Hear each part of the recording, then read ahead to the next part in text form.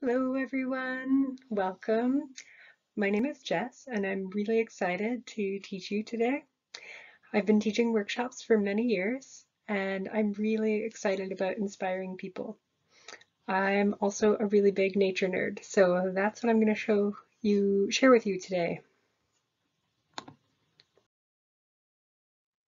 The first thing I wanted to talk about is that it's really important to check with a knowledgeable adult before eating anything from the wilderness. Not all adults know what you can eat and what you can't eat from the wilderness, so someone very knowledgeable is very important. Here's a picture of me pretending to eat some mushrooms off a tree, because I always have silly fun times when I'm in the woods. So we're going to talk about plants and mushrooms and their uses today. So people have put plants into categories for our understanding. So they just grow, bloom, do whatever, and we try to make sense of the natural world by putting them into boxes. So they don't always fit those boxes. But basically, I want to talk about some of the categories that help us to better understand what's growing. So the plant category includes trees. They're really, really big plants, shrubs, which are smaller. You might see them at the edge of lawns and stuff, herbs, grasses, ferns, and mosses. The moss world is one of my favorites. It's so cool. There's so many different kinds of mosses. So we have that category that makes plant a plant, but below that we have a narrower category, and they have families. There are actually a lot of categories, but this is a really good one to focus on because plants in the same family look really similar to one another, and a lot of the plants in the same family will do similar things. So sometimes if a plant is edible, a plant that's related to them will also be edible. And same with their traditional medicinal uses. It's not always a rule, but it's a really good starting place to be like, I know that I can eat dandelions. So maybe I can eat this other one that looks like a dandelion and then do some research. And in this photo, we can see that the dandelions have these really kind of pointy leaves and they're really kind of glossy, and the flower looks just like the one on the left that's hairy cat's ear, but the leaves aren't quite as glossy and they're not quite as pointy. So subtle little differences.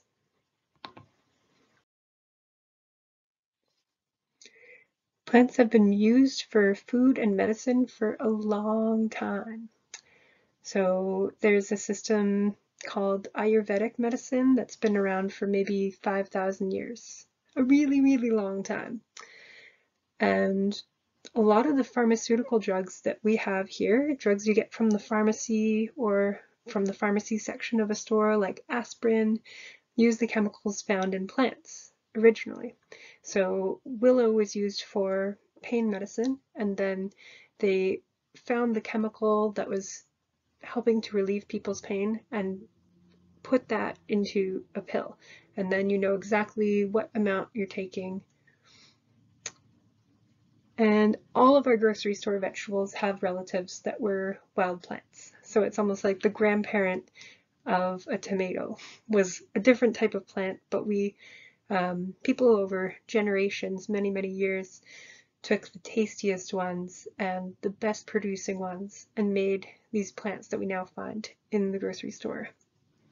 So sometimes that means that some of these wild plants that are edible are not actually very tasty, but sometimes they are. It's just usually we have certain plants that are in the grocery store for good reason. So weeds is also another category that I always like to talk about because it just kind of means anything, any plant that's growing a lot in one area where people don't want it. So it's another kind of made up category, like dandelions that go on your lawn. People are like, oh my God, I don't want dandelions on my lawn. I just want grass. Grass is also kind of a weed because it just grows and grows and grows. But there's actually a lot of uses of a lot of these weeds that when people stop fighting them, they find out you can eat them. So creeping bellflower is such a problem in people's backyards in Edmonton, and you can actually eat the young shoots, so that's just when the plant is just coming up, or the leaves. And they're pretty tasty. I've made them, I steamed them up and stuck them into a stir fry. Dandelions also, yeah, made into jelly. You can add sugar and can them into jelly. People make a lot of different things from these. Oh, and those beautiful wreaths. If you've ever made a dandelion flower little decor for your head. Okay, so there's also a lot of different uses such as clothing, basketry, footwear, and rope that plants were used for traditionally. So how do plants get nutrients? How do they grow? I bet you might have heard a little bit about this in school before. So they photosynthesize light, which means they almost like kind of eat light through their leaves. Like, yes, I like the light. And they, kind of orient themselves towards the light. And they drink water and other nutrients with the roots. But then there's also some plants that, we're trying to make this category and it does something different. So some trees, like aspens, can photosynthesize with their bark too. So when they have no leaves, they can still survive. And there's encouragement. I like puns.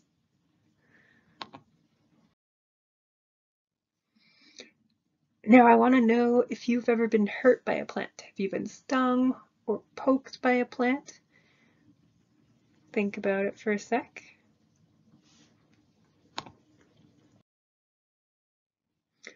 So this is me explaining that some local plants can hurt or sting you. This is cow parsnip, but it's actually dry, so it's fine. But I could not believe how tall it is. I'm actually 6 feet tall. That's really, really tall. And this plant was as tall as me. So stinging nettle, cow parsnip, they can be fine when they're prepared in the right way. Cow parsnip has these juices. The plant, like just on the inside and on the outside of the plant, there's all of these juices that cause extreme sensitivity to sunlight in some people, causing bad blistering burns. So that it looks pretty bad. And it's unbelievable that it's just caused by walking by a plant. They actually really grow on a lot of the edges of pathways in the forest, so it's really good to look out for them. They can grow to be 6 feet tall, so be aware if you're brushing by it on a path. It definitely has happened to me. Not so bad that it was a blistering burn, but it was a red mark. I was very surprised. But the dry plants are actually okay because there's no juices. So they were used traditionally to make slide whistles, and the stalks and stems were eaten traditionally like celery because actually the inside juice is okay. It's just the outside. And the leaves can be dried and burned, and the ash became a salt substitute, and the blossoms were mixed with oil as insect repellent.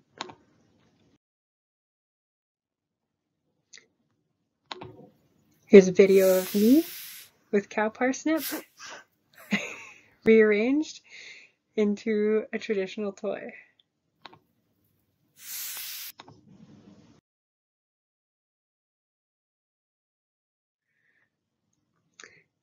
Okay, stinging nettle is rich in vitamins A, C, D, K, as well as B vitamins. There's a lot of minerals that it also contains, and it's actually one of my favorite spring greens. So, you hear the name stinging nettle, it really hurts, and it stings you for a long time. After you've touched it, you're still stinging. It's not a fun time, but if you manage to harvest it in the right way, I use some scissors or some gloves, and then you bring it home and you can expose it to heat the part that will inject the sting is gone, which is pretty amazing because then you can use it like spinach and it's so local and so fresh.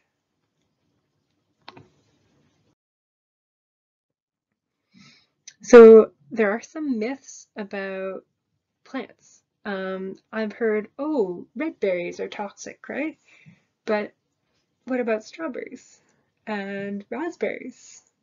There's a lot of plants that, you kind of have to just know each plant. You can't really follow a rule about red or white, or sometimes it might be true, but not always.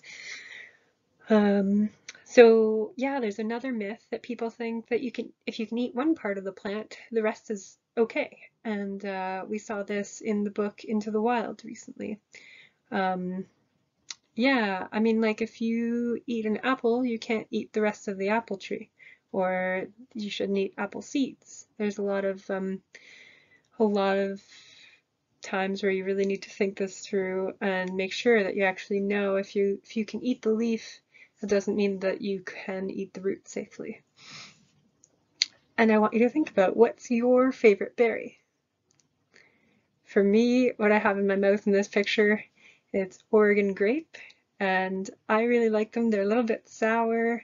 They're not local to Edmonton, but they're kind of fun and kind of weird, and they're also very medicinal. There's a lot of reasons why I really like them, but there's some berries that are just super tasty, and I really like them for being really sweet. So many different kinds. Okay, so sustainable foraging and safe foraging are really important to know about. On the right here, I have this picture about foraging for wild edibles and herbs. This is from Chestnut Herbs, which, if any parents are watching, they have a sustainable foraging course for adults online that's 375 hours long. It looks really cool. I'm not at all affiliated. I just think that's a great idea. So an important way to proceed with learning about any plants is to learn the toxic ones first. And then when you go out into an area, if you feel really confident that you know that, yeah, this is the plant that I want, this is exactly it, I'm 110% sure, then in order to make sure that that plant can keep growing, you don't harvest more than 1/3 of the plants that you see. There are lots of different sort of guidelines for this, but that's the basic idea, is just don't take everything that you see that you could be using. And I have this tiger here to remind us about some of these things. There's been a lot of cases where people got excited about an animal or a plant over time and harvested so much of it that they made it endangered. So I wonder if you can think of any endangered species in the world. Okay. So we're going to, oh yes, the next point is that you want to harvest the leaves when the plant has enough of the leaves to keep growing. So it's not only what you see in an area, but also each plant. Does it look like you're going to take every leaf off a plant, because then it can't photosynthesize and it can't keep growing? And plants in different areas will taste really, really different. So the dandelion in your backyard might be really different than the dandelion in your neighbor's yard. It's really neat. And a lot of places use pesticides like train tracks, and roadsides have a lot of dirt. So it's really important for yourself just to think about, where am I eating this from? Is this something that I feel safe and comfortable about eating?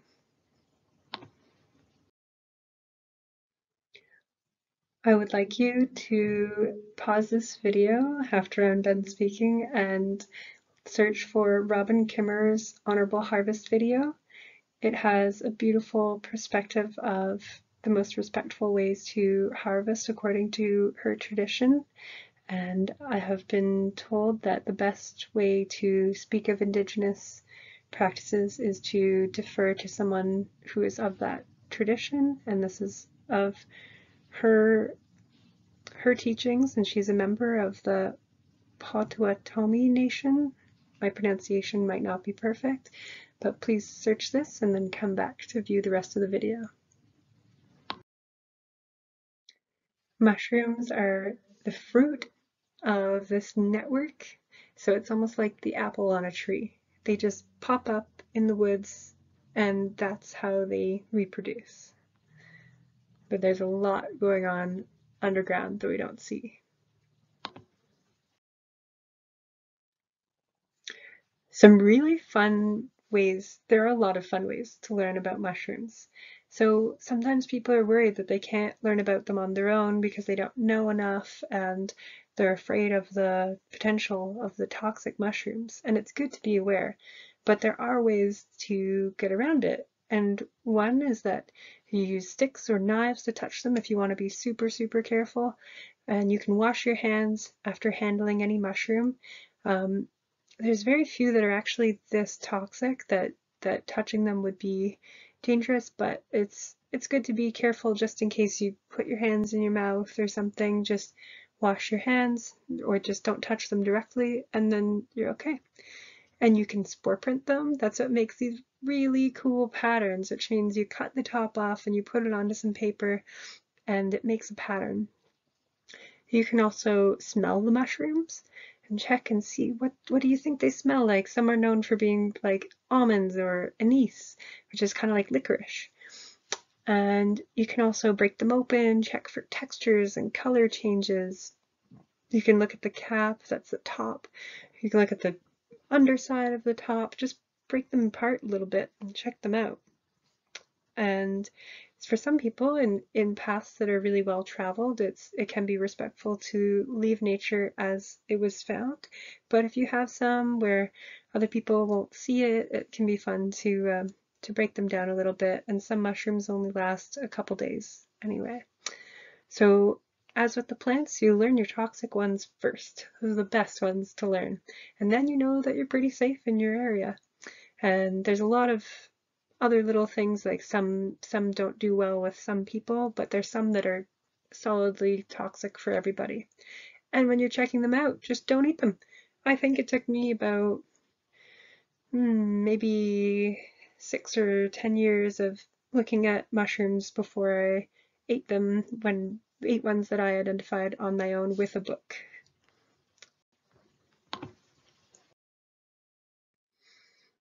Okay, so there are some mushrooms called morels that you might have heard about, and I love this cartoon. Morel support! You can do it! We believe in you! And some really interesting facts about mushrooms are that animals, which were that part of that section of how we divide the world, and fungi share the same history. And about 1.1 billion years ago, things kind of shifted. But we're actually more similar to mushrooms than we are to plants. That's really weird, but it's a fact. Okay, so there's a lot of myths about mushrooms, and like, people are scared of red colors. They say that, red mushrooms mean they're poisonous, but actually Alberta's provincial mushroom is red and it's edible and it's wonderful. I've had it. Some people say toadstools are poisonous, but toadstool is just what some people call mushrooms. And some people say that fairy rings are this pattern of growth that's a big circle. They say, oh, that's poisonous, but there are 60 species or so that grow in a circle. Some of them are edible, so it's just important to know each type. But some types of mushrooms can make you really sick. This is kind of like the fairy tale mushroom, fly agaric or Amanita muscaria. It's generally considered very, very poisonous, and it makes most people vomit. Yeah, great to look at from a distance. Really cool. Death cap. These have been in the news lately. They are very toxic, and they have a pale beige to greenish or brown cap. So that's the top. So that's a little bit of variation in the color, but at least it's, we've narrowed it down a little bit. So they're really, really toxic, and it can take 24 hours before we see the results of this. So that's really important because after 24 hours, someone might not realize that they had been exposed to this. It likes to grow around old oaks and chestnuts. Touching them won't kill you, so don't stress too much if you poked one. Just, don't eat it. And they have gills. That's another important thing. The underside has little lines on it.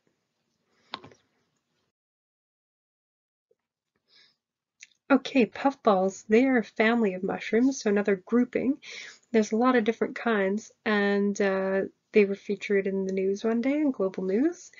Sometimes people think that these amanitas, these emerging poisonous mushrooms, when they're tiny, look like a puffball mushroom, which is edible. So it's important to learn the toxic ones first. And as always, explore nature safely. Check with a knowledgeable adult before eating anything from the wild.